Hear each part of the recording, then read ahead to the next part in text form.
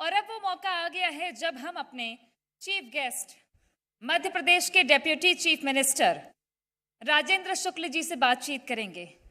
इससे पहले उड़ान डेयर टू ड्रीम इसकी परिकल्पना पर थोड़ा मैं प्रकाश डाल दूं कि जी मध्य प्रदेश छत्तीसगढ़ समाज के हर तबके की चिंता करते हुए समाज के हर वर्ग के विकास की बात करता है और आज इस मंच पर हमने ऐसी ही शख्सियतों से बातचीत की है।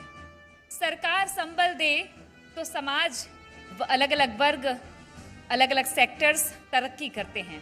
आज इसी विषय पर बातचीत करेंगे हम, क्योंकि मध्य प्रदेश ने पिछले एक साल में ऐसे कई फैसले लिए हैं जिसकी ओर हर दूसरे राज्य देखते हैं, चाहे वो छत्तीसगढ़ ही क्यों ना हो, क्योंकि हमारे दर्शक छत्तीसगढ़ में भी हैं। इसलिए ये बताना बहुत ही लाजमी है कि मध्य प्रदेश ने एक बड़े भाई की दरियादिली से छत्तीसगढ़ को अपनी थाली का चौथाई टुकड़ा दिया और जिसके लिए आज भी लोग आभार व्यक्त करते हैं। और इसलिए कई फैसले मध्य प्रदेश के छत्तीसगढ़ समेत दूसरे राज्य भी देखते हैं, जिसमें एक बड़ा मिशन है गरीबी मुक्त का मिशन।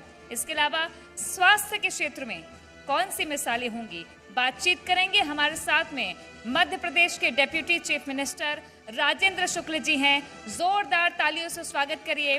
मंच पर मैं आग्रह करूंगी कि वे मंच पर आएं और स्वागत के लिए जी मध्य प्रदेश छत्तीसगढ़ के एडिटर मोहित सिन्हा जी को भी मैं आमंत्रित करूंगी कि वे हमारे कार्यक्रम के मुख्य अतिथि राजेंद्र शुक्ल जी का पुष्प गुच्छ देकर स्वागत करें। रीवा से लगातार 20 साल बेमिसाल और 5वीं बार के विधायक, प्रदेश में एक महत्वपूर्ण पद पर राजेंद्र शुक्ल जी। और मैं स्वागत के बुलाना चाहूंगी मिस्टर देव कुमार जी को, मैनेजिंग डायरेक्टर है देव शांति एंटरटेनमेंट प्राइवेट लिमिटेड के। वे भी प्रदेश के उप मुख्यमंत्री राजेंद्र शुक्ल जी का पुष्पगुच्छ देकर स्वागत करेंगे। अलग अलग इंडस्ट्रीज जिनके लिए मौके बन रहे हैं मध्य प्रदेश में, सरकार ने दिल खोलकर स्वागत किया है कि आइए मध्य प्रदेश में निवेश कीजिए। निवेश की संभावना हो, स्वास्थ्य सेक्टर की संभावना हो, हर एक क्षेत्र कौन सी उड़ान भरने वाला है मध्य प्रदेश, आइए चर्चा करेंगे। मैं बुलाना चाहूंगी मेरे सहयोगी दिव्यांश शर्मा को, वे मंच पर आए और इस बातचीत के सिलसिले को हम आगे बढ़ाएंगे। ये बेहद खास बातचीत होने वाली है। मध्य प्रदेश सरकार का विजन क्या है और कौन से फैसले आने वाले दिनों में होंगे, चर्चा करेंगे। Over to you Divyansh. शुक्रिया तृप्ति। उप मुख्यमंत्री जी, एक बार फिर से मैं आपका स्वागत करता हूं और सवाल शुरू करने से पहले यह कहना चाहता हूं कि आपकी विनम्रता, आपकी कर्मठता मध्य प्रदेश की जनता जानती भी है और बहुत सालों से देखती भी आ रही है। जो जिम्मेदारी आपको मिली आपने उसका निर्वाह किया, मंजिल की तरफ बढ़ते चले गए, लेकिन मील का पत्थर कभी नहीं देखा। अब सवाल यह है कि आपकी, अगर हम हाल ही के दिनों की बात करें तो महाकुंभ की आपने यात्रा की, सह परिवार, बहुत यादगार रही होगी यात्रा। राम भद्राचार्य महाराज जी से आपने आशीर्वाद लिया, संतों से आपने आशीर्वाद लिया, कैसा अनुभव रहा? 1 महीने पहले आप अयोध्या भी गए थे, प्रभु श्री राम से आपने मंगल में कामना की, मध्य प्रदेश के विकास की। जरा पहले उस अनुभवों को साझा कीजिए। बहुत आपको धन्यवाद कि आज इस कार्यक्रम में हम लोग बात कर रहे हैं। जहाँ तक आपने धर्म और अध्यात्म से जुड़ी हुई मेरी यात्राओं की चर्चा की है, तो मैं ये मानता हूँ कि हमारे देश की जो सबसे बड़ी ताकत है, जो दुनिया में हमको अलग तरीके का देश के रूप में स्थापित करती है, वो धर्म और अध्यात्म की ताकत है। दुनिया के बहुत से देश ऐसे हो सकते हैं जो अभी आर्थिक रूप से हमसे आगे हों। हालांकि पहले तो बहुत सारे देश हुआ करते थे, लेकिन अब सिर्फ 4 ही देश बचे हैं जो अर्थव्यवस्था के मामले में, इकोनॉमी के मामले में हमसे आगे हैं। जर्मनी, जापान, अमेरिका और चाइना। और अब हम नहीं, ज़माना कहता है कि 3-4 वर्षों में जर्मनी, जापान भी हमसे पीछे होगा, और जब आज़ादी के 100 वर्ष पूरे होंगे तो अमेरिका, चाइना भी पीछे हो जाएगा और सुपर इकोनॉमिक पावर हमारा देश बन के उभरेगा, ऐसा लोग मानने लगे हैं। लेकिन उसके बावजूद धर्म और अध्यात्म के मामले में वो सारे विकसित देश अभी हमारे सामने बौने हैं, नतमस्तक हैं। वैसे हमारी जो सबसे बड़ी ताकत है उसको न सिर्फ संरक्षण करना जरूरी है, उसका संवर्धन करना भी जरूरी है। और इसलिए राम जन्मभूमि में भगवान राम का भव्य मंदिर बनना सारी दुनिया में भारत के ताकत, प्रतिष्ठा, अस्मिता वास्तव में पुनर्स्थापित हुई है। वैसे वहाँ जाना और वहाँ पर प्रभु राम के दर्शन करना अपने आप में ही बहुत ही अपने आप को शांति, संतोष और शक्ति तीनों प्राप्त होती है, जो आपने पूछा। और महाकुंभ जो चल रहा है उसकी चर्चा तो पूरे दुनिया में है। विदेश से भी लोग वहाँ पर आए हुए हैं और देख रहे हैं कि भारत की ये धार्मिक और आध्यात्मिक जो शक्ति है, उतना बड़ा महाकुंभ है वहाँ पर।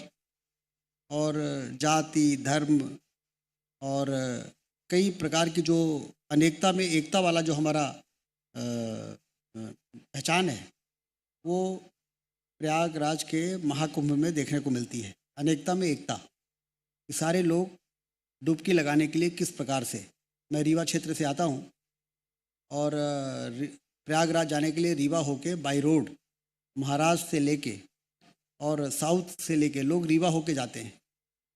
तो जिस टोल बैरियर में पहले 2000 गाड़ियाँ क्रॉस होती थी, मकर संक्रांति में वो बढ़ के 7000 हो गई और इस समय 47,000 गाड़ियाँ क्रॉस हो रही। मतलब गाड़ियों की लाइन लगी रहती है सुबह से लेके और रात तक।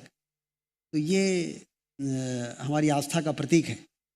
और वहाँ पर जाना और वहाँ पर डुबकी लगाना और माँ गंगा के आंचल में, ये बहुत ही सुकून का अनुभव देती है।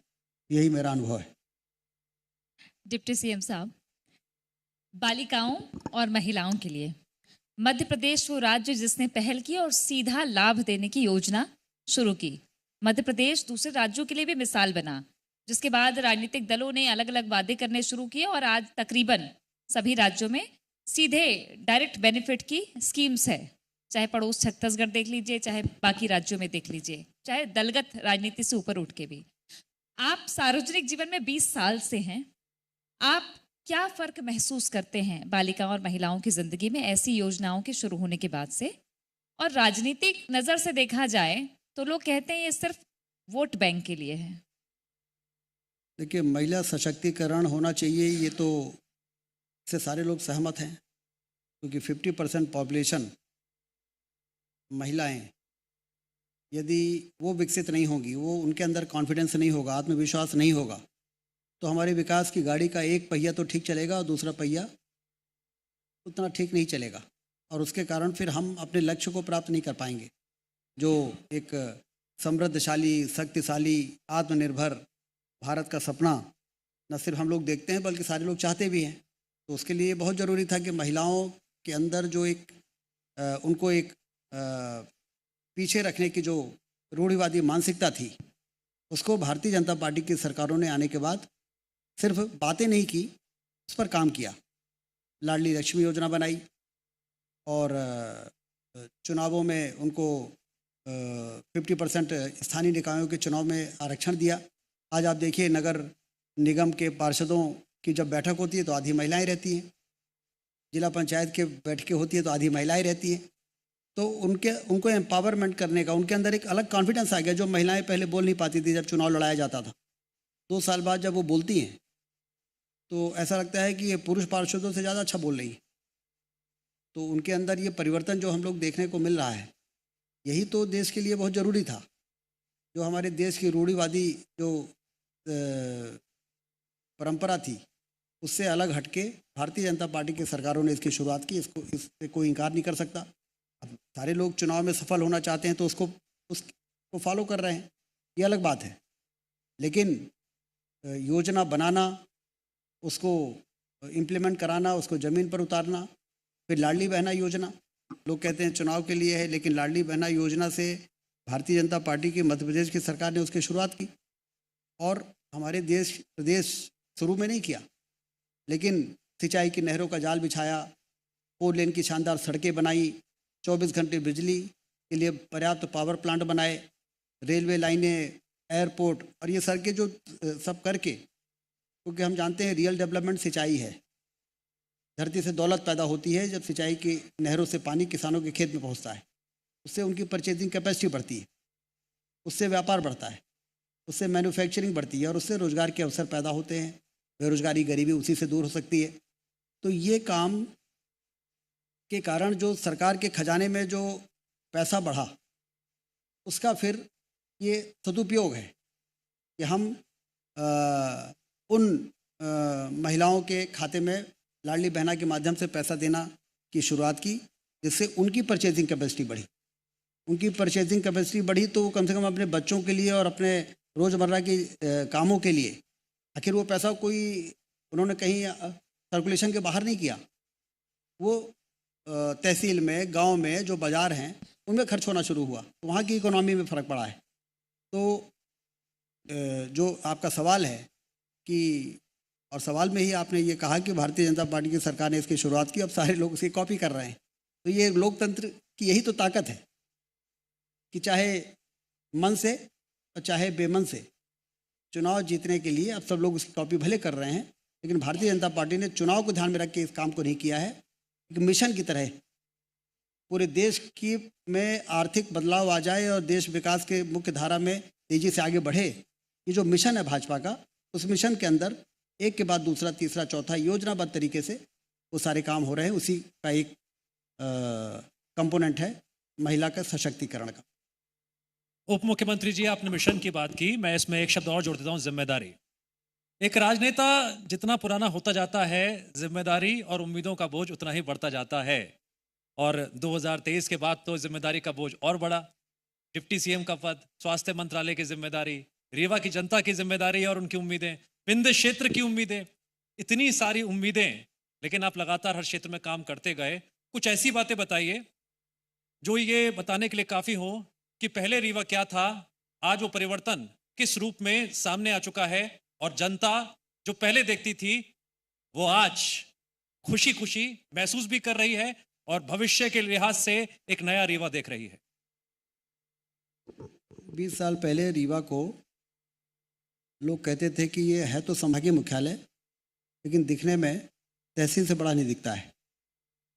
जो लोग ये बातें करते थे अब वही कहते हैं कि रीवा में यदि ऐसी काम चलता रहेगा तो भोपाल, इंदौर को कहीं पीछे न कर दे। ये परिवर्तन है रीवा में जो चेंज आया है। और रीवा का हमेशा से विंध्य क्षेत्र का अधिकार रहा है, क्योंकि सीमेंट हब वहाँ है, पावर हब वहाँ है, बिजली यदि देश के लिए ज़रूरी है तो सबसे बड़ी कोयला की खदानें वहाँ हैं, चाहे वो सिंगरौली हो, चाहे वो शहडोल हो, चाहे वो उमरिया हो। यदि सीमेंट देश को ज़रूरी है तो रीवा, सतना, मैहर में लाइम स्टोन की जिससे सीमेंट बनती है सबसे बड़ी खदानें हमारे यहाँ हैं। वाइल्ड लाइफ की यदि आप बात करें जो टूरिज़्म के लिए ज़रूरी है तो Bandhavgarh national park, Sanjay Gandhi tiger reserve, ये हमारे यहाँ है। दुनिया का इकलौता वाइट टाइगर सफारी हमारे यहाँ है। यदि धार्मिक पर्यटन की आप बात करें तो मैहर में शारदा माई का धाम हमारे यहाँ है। चित्रकूट, जहाँ भगवान प्रभु श्री राम ने 12 वर्ष बिताए 14 वर्ष के वनवास के, वो चित्रकूट हमारे विंध्य क्षेत्र में है। यदि आप नदियों की बात करें तो अमरकंटक में नर्मदा का भी उद्गम है और सोन नदी का भी उद्गम है, जिससे पता नहीं कितने हज़ार मेगावाट जल विद्युत बनती है, पता नहीं कितने लाख हेक्टेयर में सिंचाई होती है और पीने का पानी मिलता है। तो कितना बड़ा कंट्रीब्यूशन है विंध्य क्षेत्र और अब का। तो हवाई सेवा भी हो गई है।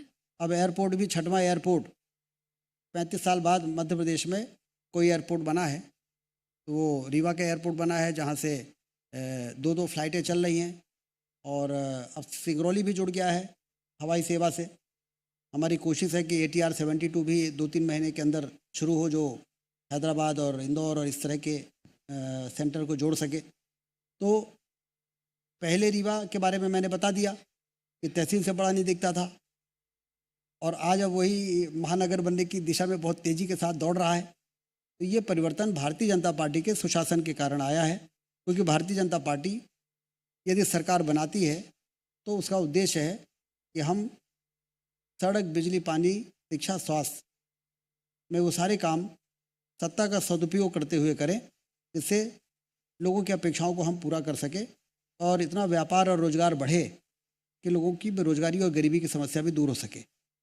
और एक मिसाल भी है लोकतंत्र की बहुत बेहतर रीवा, इसलिए कि लगातार 5 बार से आप विधायक हैं।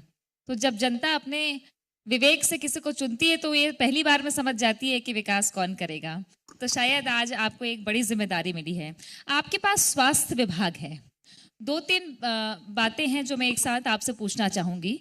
उत्तर भारत और हिंदी राज्यों में चिकित्सा शिक्षा की सीटें कम हैं, दक्षिण भारत में ज़्यादा है। वहाँ पे तो नेशनल मेडिकल कमीशन ने कह दिया है कि अब भाई बंद करिए, अब नहीं बढ़ाएंगे सीटें। तो ये जो संतुलन बिगड़ेगा तो उस पर उत्तर भारत के राज्यों में क्या प्रभाव पड़ेगा? उसके अलावा पढ़ने वाले भी नहीं रह रहे और पढ़ाने वाले भी नहीं रह रहे, फैकल्टी की भी कमी एक बड़ी समस्या होती है। तीसरी बात ये कि कुछ राज्यों में जो हिंदी में पढ़ाई होती है मेडिकल एजुकेशन की, आपको लगता है कि ये भविष्य के लिए बेहतर होगा? मध्य प्रदेश में अभी लगभग 2,500 सीटें गवर्नमेंट मेडिकल कॉलेज में है MBBS की, और 2,500 ही प्राइवेट मेडिकल कॉलेजेस में है। और इस साल हमने 3 नए मेडिकल कॉलेज शुरू किए हैं 100 सीट्स की, नीमच, मंदसौर और सिवनी में, और वो सारी 100 सीटें भर गई हैं और फैकल्टी भी हमें पर्याप्त मिल गई है। NMC से परमिशन भी हो गई। अगले साल हम फिर से आने वाले 2 वर्षों में 8 सरकारी मेडिकल कॉलेज और शुरू कर रहे हैं, और 2 सालों में ही हमारी कोशिश है कि 12 जिलों में प्राइवेट PPP मोड में हम निजी निवेशकों को मेडिकल कॉलेज खोलने के लिए आमंत्रित करेंगे, ऐसे जिलों में जो रिमोट ज़िले हैं। और इससे हमारी ये कोशिश है कि जो अभी 5,000 के MBBS की सीटें हैं वो बढ़ के 10,000 हो जाएं, क्योंकि मोदी जी ने कहा है कि आने वाले 4-5 वर्षों में हम मध्य प्रदेश हिंदुस्तान में 75,000 MBBS की सीटें बढ़ाएंगे। अभी हमारे यहाँ PG की सीटें भी 1,250 हैं, जो बढ़ के 2,500 से 3,000 होने वाली हैं आने वाले 2-4 वर्षों के अंदर। तो ना फैकल्टी की कमी आएगी, ना स्टूडेंट्स की कमी है। और यदि हमें रूरल एरिया में डॉक्टरों की उपलब्धता को सुनिश्चित करना है, जो सबसे बड़ा चैलेंज है, तो उसके लिए हमें डॉक्टर्स ज़्यादा बनाने पड़ेंगे। डॉक्टर्स ज़्यादा बनाने के लिए हमें ज़्यादा मेडिकल कॉलेज खोलने पड़ेंगे। तो साउथ में NMC ने जो भी प्रतिबंध लगाया है उसकी मुझे जानकारी नहीं है, लेकिन भरपाई मध्य प्रदेश उसमें बहुत बड़ी करने वाला है, और इसलिए हेल्थ सेक्टर हमारी प्रायोरिटी है। मोदी जी की सरकार हेल्थ सेक्टर में जितना सहयोग दे रही है वो अभूतपूर्व है। इसके पहले कभी केंद्र सरकारों ने इतनी बड़ी मदद नेशनल हेल्थ मिशन के माध्यम से कभी नहीं दी है। इस अवसर का पूरा लाभ हम लोग उठाना चाहते हैं, और अपने हेल्थ पैरामीटर्स को, जो देश में ऐसे राज्य हैं जो हेल्थ पैरामीटर्स के मामले में टॉप 3 हैं, हम उस लेवल पर पहुंचेंगे, क्योंकि हम परफॉर्मर स्टेट हैं। हमने इरिगेशन में परफॉर्म किया है, कृषि में हम कृषि कर्मण अवार्ड हमको मिलता है। हमने गुजरात के बाद दूसरा राज्य मध्य प्रदेश का जिसने 24 घंटे बिजली देने का इतिहास रचा है। तो यदि हमने ठान लिया है तो हमने उसको अचीव किया है। तो हेल्थ सेक्टर में भी मेडिकल कॉलेज के नए खोलकर, ज़्यादा डॉक्टर्स क्रिएट कर और IPHS के जो नॉर्म्स हैं उसमें जो भी पदों की आवश्यकता है उनकी स्वीकृति देके और उनकी भर्ती करके, और हम बिल्डिंग, इक्विपमेंट, फर्नीचर और HR के माध्यम से एक आइडियल स्थिति हम अपने ब्लॉक लेवल के कम्युनिटी हेल्थ सेंटर को बनाना चाहते हैं। उसके लिए जो ज़रूरी काम है उसका रोड मैप बन गया है, उस पर हम काम कर रहे हैं। आपको आने वाले 1-1.5 वर्षों के अंदर उसके परिणाम दिखाई देंगे, और लोग कहेंगे कि मध्य प्रदेश जैसे इरिगेशन में और पावर में काम किया, सड़कों में काम किया है मध्य प्रदेश ने, हेल्थ सेक्टर में भी मध्य प्रदेश ने हिंदुस्तान में सबसे बेहतर काम किया। इसे कहते हैं डेयर टू ड्रीम, भरो उड़ान। बहुत बहुत तालियां उप मुख्यमंत्री जी के लिए इस बात पर। उप मुख्यमंत्री जी, आप अपने परिवार के मुखिया हैं, प्रदेश के डिप्टी मुखिया हैं। एक मुखिया ये सोचता है कि उसके आसपास जो बच्चे हैं, बड़े हो रहे हैं, वो संस्कारी हों, अच्छे हों, भविष्य उनका हो। आपका एक बयान सामने आया था कि प्रदेश का विकास हो, लेकिन बच्चों के संस्कारों की कीमत नहीं, बच्चे संस्कारहीन नहीं होने चाहिए। इस पर आपकी क्या राय? यदि संस्कार नहीं है तो शिक्षा फिर हमारे लिए समस्या है, क्योंकि आप देखोगे कि जितने लोग भी गलत काम कर रहे हैं वो दिमाग से बड़े तेज लोग होते हैं। क्राइम की दुनिया में जो लोग ऊपर हैं उनके ब्रेन का कोई मुकाबला नहीं है, लेकिन संस्कार नहीं है, इसलिए वो क्राइम में उनका दिमाग चल रहा है। लेकिन यदि एक कोट है अंग्रेजी में, education without culture is like a flower without fragrance. तो यदि संस्कार नहीं है तो शिक्षित व्यक्ति बड़े पद में तो पहुंच जाएगा, लेकिन वो जो उसके अंदर संवेदनशीलता होनी चाहिए गरीबों के प्रति, ज़रूरतमंदों के प्रति, और अपने जो जिम्मेदारी है उसको अचीव करने के प्रति, फिर वो संवेदनशीलता नहीं रहेगी। और आने वाली पीढ़ी यदि संस्कारित नहीं होगी तो फिर विकास वरदान बनने के बजाय अभिशाप बन जाएगा। और फिर वो बहुत दिनों तक वो जो ऊंचाई है वो कायम भी नहीं रहेगी, उसको कायम भी तो रखना है। और एक अभिशाप है, नशा भी है। एक बहुत बड़ा कदम मध्य प्रदेश में अभी उठाया गया कि करीब 1.5 दर्जन शहर कस्बों को शराब मुक्त करने का फैसला लिया गया है। लेकिन एक बुनियादी सवाल ये है कि जिन कस्बों या शहरों को शराब मुक्त किया गया है उसके आसपास के इलाकों में शराब तो बिक्री हो रही है। तो क्या ऐसा है कि शराब युक्त समंदर में ये एक शराब मुक्त टापू की तरह होंगे ये शहर, जो सूखे नहीं रह पाएंगे? क्या है कि शराबबंदी की ओर या शराब के सेवन को हतोत्साहित करने के लिए मल्टीपल प्लान क्या है? देखिए, अभी मुख्यमंत्री जी ने जो धार्मिक हमारे शहर हैं 13 नगर निगम, उज्जैन के साथ कई नगर पालिका हैं और मैहर है, और नगर पंचायतें भी बहुत हैं, चित्रकूट है, अमरकंटक है, इस प्रकार के ओरछा है। अभी यहाँ पर शराबबंदी उन्होंने लागू की है और ये उस दिशा में बढ़ाया हुआ कदम है जो पूर्ण शराबबंदी की ओर जाता है। तो जो आपका कहना है कि यदि ये बुराई है तो सरकारों को जिम्मेदारी लेके उसको समाप्त करने की दिशा में विचार करना शुरू करना चाहिए। तो ये पहला कदम है जिसका बहुत स्वागत हो रहा है, स्वागत होना भी चाहिए। और इससे निश्चित रूप से परिवार में जो समस्याएं, शराब के लत में जो लोग फंस जाते हैं, उससे वो परिवार समस्या से मुक्त होगा। इसके अलावा जो मेडिकल नशा की ओर भी हमारे युवा जा रहे हैं, उसके प्रति भी हम लोग बहुत संवेदनशील हैं। और जितने भी नियम, धाराएं हैं, कानूनी दंड संहिता है हमारी NDPS एक्ट के तहत भी, उसमें कार्रवाई बहुत तेज़ हो गई है। और नशा मुक्ति केंद्र भी बनाए जा रहे हैं, जिससे नशा मुक्ति केंद्र में जो लोग आदी हो गए हैं उनको पहुंचा के उसको सुधारा जाए। तो ये संस्कार, धर्म और अध्यात्म की ओर लोगों को मोड़ा जाए, जिससे कि वो विकृतियाँ, विकास के बाद विकृतियों से यदि बचाना है, जो आपने पहला सवाल किया था कि विकास हम चाहते हैं, आर्थिक तरक्की चाहते हैं, लेकिन विकृतियाँ भी पनप सकती हैं, पनपने की संभावना हो जाती है। उससे बचने के लिए हमें धर्म, अध्यात्म और अपनी परंपराओं को भी पैरेलली चलाना पड़ेगा। एक तरफ विकास और दूसरी तरफ ये हमारी धर्म, अध्यात्म और सनातन, ये जब पैरेलल चलेगा तब जाके विकास वरदान बनेगा। नैतिकता भी आएगी, चरित्रवान भी बनेगा इंसान। हमने जब सेहत की बात करते हैं तो अच्छी सेहत के लिए अच्छा पर्यावरण होना भी ज़रूरी है। पर्यावरण संरक्षण के लिए आपने कई काम किए हैं, तो बेहतर स्वास्थ्य के लिए ये पर्यावरण संरक्षण का जो काम है हर जनप्रतिनिधि को अच्छे स्तर पे करना चाहिए, लोगों को जागरूक करना चाहिए। इस पैमाने पर मध्य प्रदेश में कितना काम हो पा रहा है, कितना बाकी है, क्या सबसे बड़ा चैलेंज है?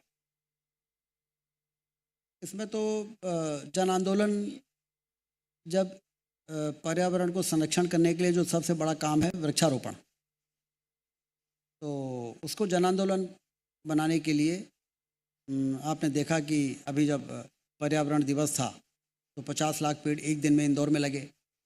ऐसे ही सभी शहरों को टारगेट दिया गया था कि सारे शहरी इलाके में वृक्षारोपण हो, लोग पेड़ लगाने के लिए आगे आएँ। ये एक बहुत पुनीत कार्य है।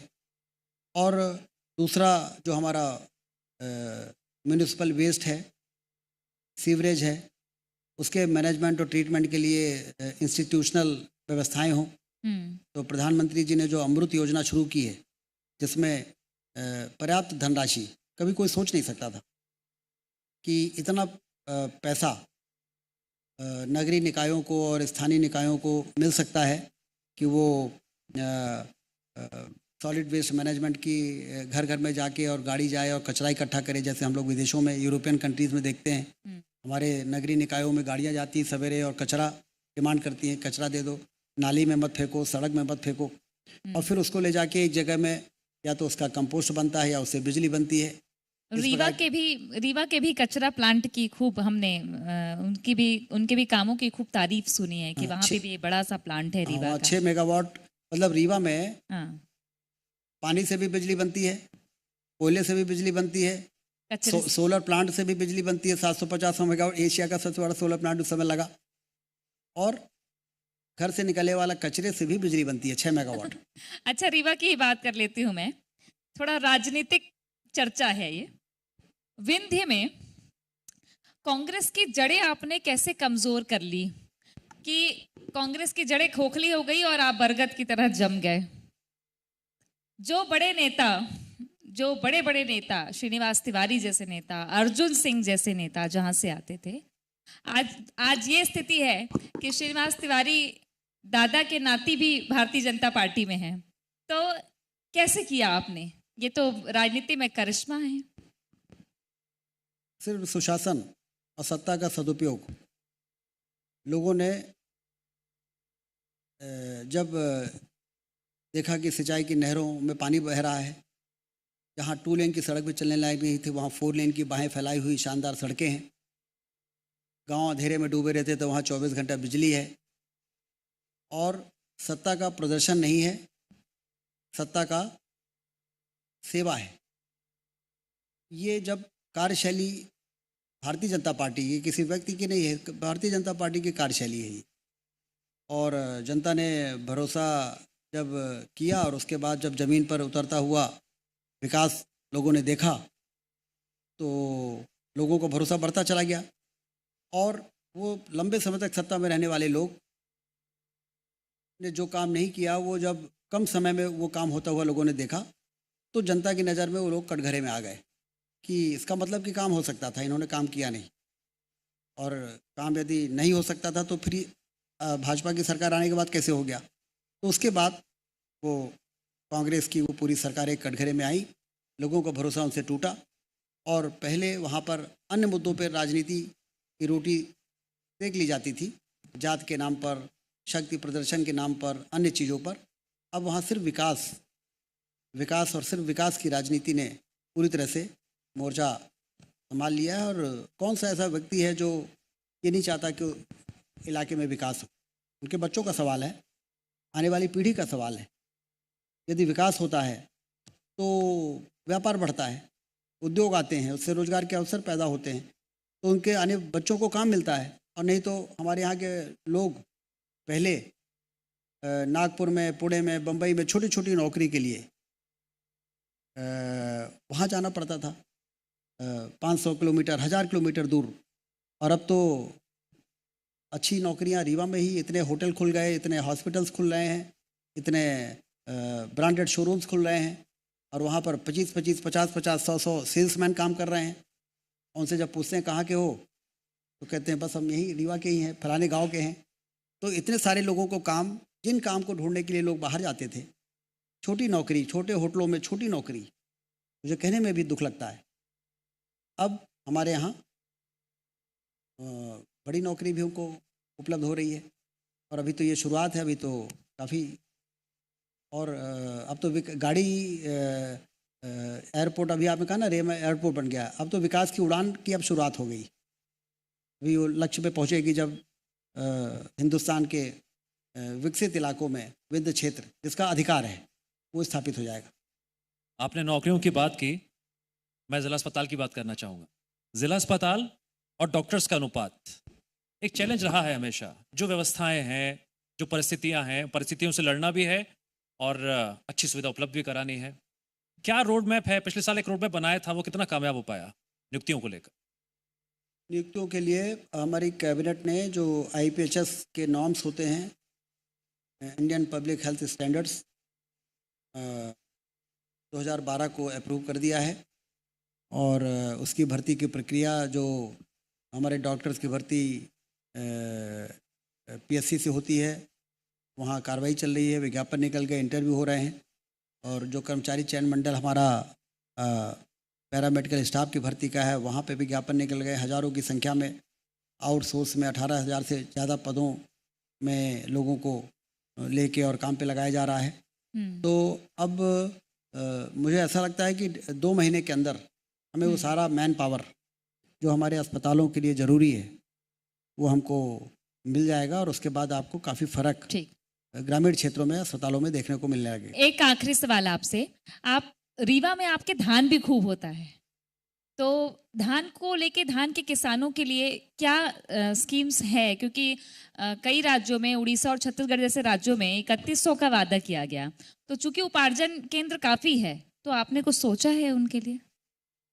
नहीं, उपार्जन केंद्रों में तो धान लोग जा रहे हैं और अपना खरीदी, जो हमारा समर्थन मूल्य है उससे धान की पर्याप्त खरीदी हो रही है, और धान की प्रोडक्शन इतना ज़्यादा है कि हमारे यहाँ बहुत बड़ी संख्या में राइस मिल भी लग गए हैं, और वहाँ भी रोज़गार मिल रहा है। उद्योग के नाम पर राइस मिल एक बड़ा कंट्रीब्यूशन है वहाँ के इंडस्ट्रियलाइजेशन में। तो कुल मिला के खेती के लिए जो सिंचाई चाहिए, सिंचाई मिलने के बाद किसान अपने आप ही प्रोडक्शन बढ़ा रहा है, और उससे जुड़े हुए जो एग्रो बेस्ड इंडस्ट्रीज़ हैं वो भी आ रहे हैं, और हमारी इंडस्ट्रियल पॉलिसी उनको फैसिलिटेट कर रही है। तो कुल मिला के खेती एक बहुत बड़ा हिस्सा है, चाहे धान हो, चाहे गेहूं हो, चाहे दलहन तिलहन हो, उसकी खेती किसान बहुत बढ़ चढ़ के कर रहे हैं। जो चैलेंजेस हों उसे आप पार करें, और जो आपने अच्छा काम किया है उसे और उड़ान भरें। इन शुभकामनाओं के साथ उप मुख्यमंत्री जी आपका बहुत बहुत शुक्रिया। ओवर टू यू तृप्ति।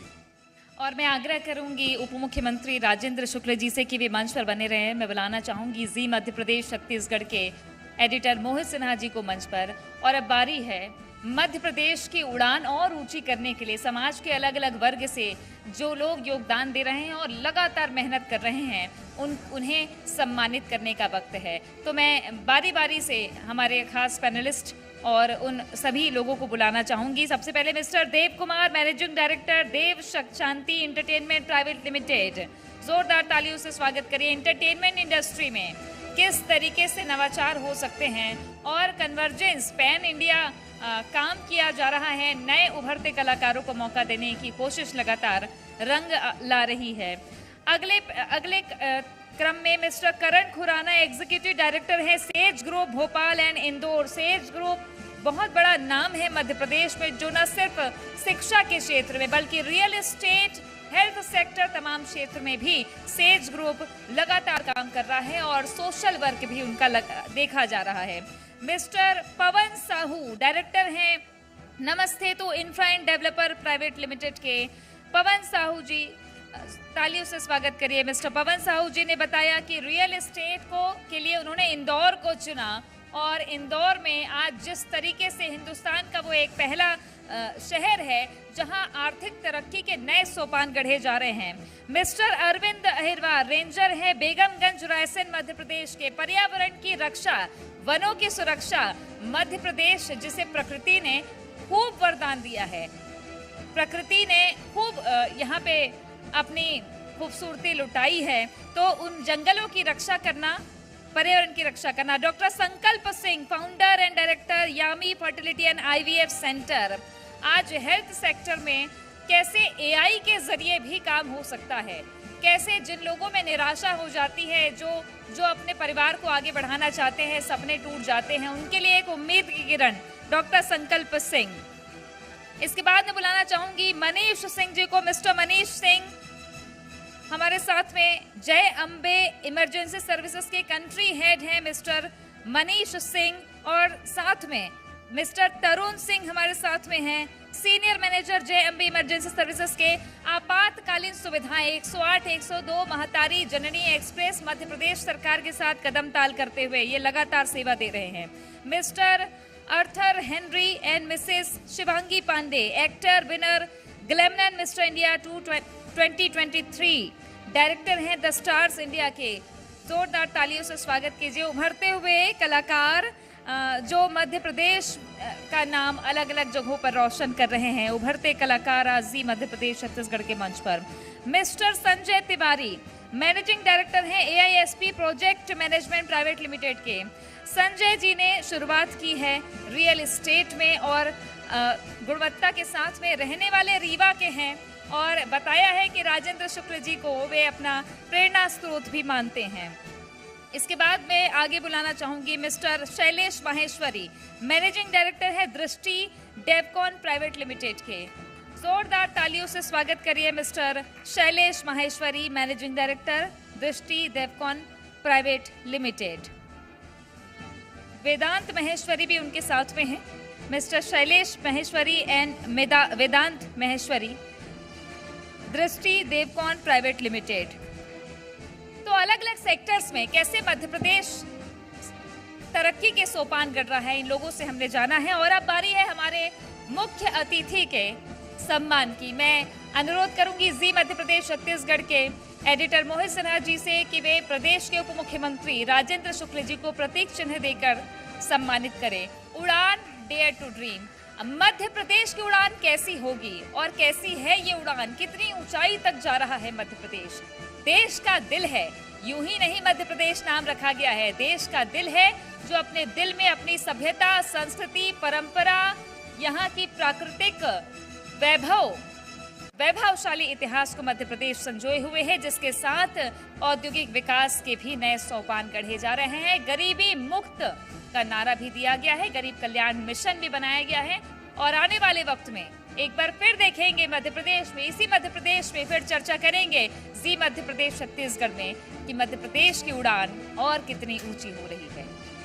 तब तक के लिए हमें दीजिए इजाजत, देखते रहिए जी मध्य प्रदेश छत्तीसगढ़।